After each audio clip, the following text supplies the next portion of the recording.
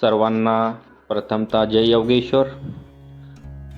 फक्त देवासाठी काहीतरी करण्याचा उत्साह पाहिजे, देव नक्कीच आपल्याला भरभरून देतो.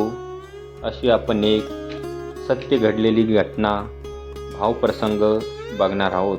तो आपण ऐका, त्यासाठी संपूर्ण व्हिडिओ बघा. 21 फेब्रुवारी 2026च्या दिवशी बाल संस्कार केंद्रात वसंत उत्सवाचे आयोजन करायचे होते. तशातच बाल संस्कार केंद्रातील एका मुलीच्या शाळेमधून निरोप आला की 21 तारखेला शाळेची सहल जाणार आहे.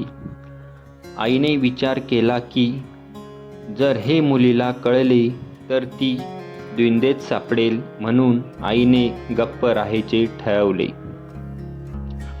पण सत्य कधी लपत नाही. मुलीला मैत्रिणीकडून सहलीबद्दल समजले. ती आनंदाने घरी आली आणि म्हणाली, आई, आमच्या शाळेची 21 तारखेला सहल आहे, प्लीज माझी फी भर ना. 8 वर्षाच्या आपल्या लेकीला प्रेमाने जवळ घेऊन आईने समजावले की बाळा, त्याच दिवशी आपल्या बाल संस्कार केंद्राचा वसंतोत्सव आहे.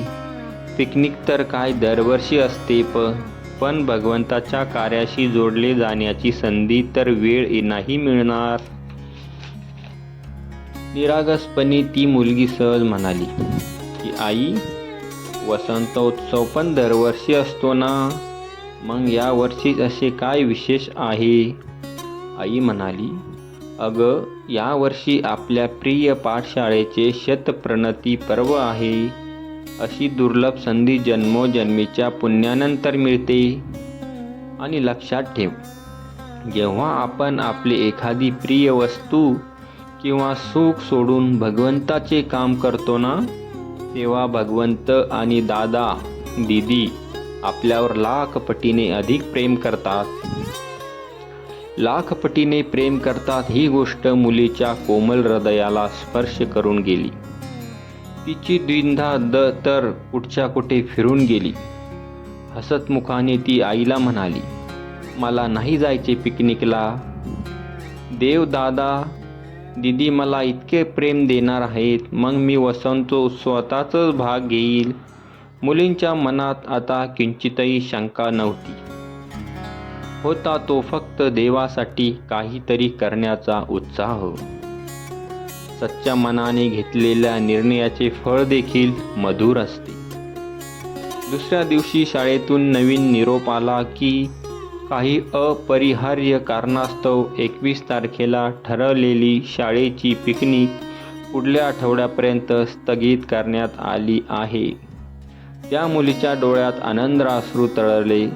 आज तिला या गोष्टीची जाणीव झाली की आपण भगवंताच्या दिशेने एक पाऊल पुढे उचलतो, तेव्हा आपल्या सुखासाठी भगवंत 10 पावलं पुढे येतो.